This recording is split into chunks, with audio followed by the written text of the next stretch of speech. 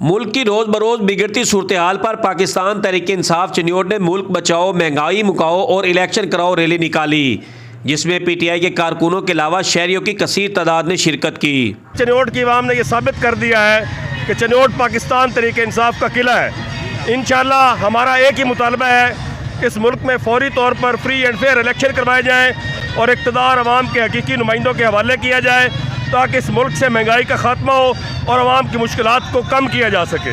और आज हम हुकूमत पाकिस्तान से ये भी मुतालबा करते हैं कि स्वीडन की हुकूमत ने कुरान पाक की बेहुरमती की है, उसके साथ फौरी तौर पर सफारती तल्लुकात मुनक़ता किए जाएँ। रैली की क़ियादत PTI वेस्ट पंजाब के नायब सदर कादी अली हसन पम्मी और मियाँ शौकत सईम ने करते हुए खूब नारेबाजी की और मुतालबा किया कि मुल्क को ऐसे गंभीर सूरत हाल से निकालने के लिए फिलफौज इलेक्शन कराए जाएँ।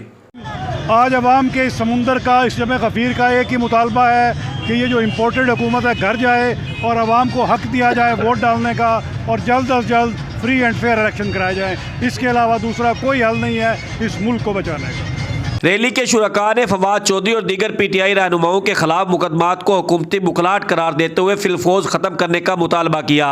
अमीर उमर चमन, ARY न्यूज़, चनियोट।